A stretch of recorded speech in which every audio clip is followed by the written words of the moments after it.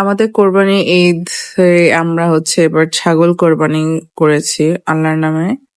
So এই যে এই ছাগলটাকে, সো আমি তাকে দেখছিলাম।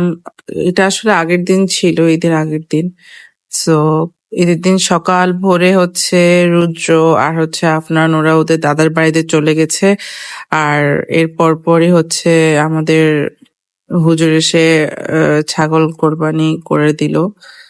এই তো কসাই আসছে, কসাই এসে তারপরে এগুলো কেটে দিচ্ছিল ছাগলটা। আল্লাহ যদি আমাদের কোরবানি কবুল করে। তারপর হচ্ছে আমরা এই তো কসাই হচ্ছে আমরা বলেছিলাম ভালো মতো পিস পিস করতে, যাতে যাদেরকে দিব তাদের কষ্ট করে কাটতে না হয়, বা আমরা যখন রান্না করব তাদের না কষ্ট করতে হয়। এরপর আমি আর আমার বোন মিলে ভাবলাম গাছের আমগুলো এবার পেড়ে ফেলি। যেহেতু অনেকগুলো চুরি হয়ে গেছে, সো চুরি তো হবেই স্বাভাবিক, কারণ আম দেখলে কারোর লোভ সামলানো ইম্পসিবল। আর আমরা এখানে থাকি না, সো এখানে আম চুরি হবেই। তো এই তো ভালো আমি পেরেছি, আলহামদুলিল্লাহ। আল্লাহ আমাদের রিজিকে রেখেছে, ভালোই আম ছিল এখানে।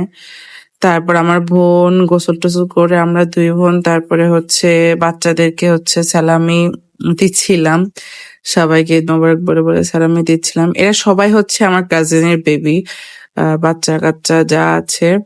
পরে বড় একটা আছে, ও হচ্ছে টাকা চাচ্ছিল।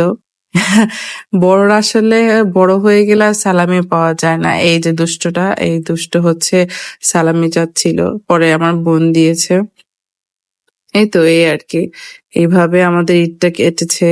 তারপর একটু রেডি হলাম, রেডি হয়ে ছবি টবি তুললাম। আর এরপর বিকালবেলা আয়রা আর আমার বোন চলে গিয়েছে তার শ্বশুর বাড়িতে। সো এই তো পরে রাতে একটু বিরক্ত লাগছিল, পরে আগের দিন মেহেদি দেইনি, পরে মেহেদিটা রাতের বেলায় দিলাম। তো আপনাদের কাদের কাদের ঈদ কেমন গেল অবশ্যই আমাকে জানাবেন, জানালে খুশি হব।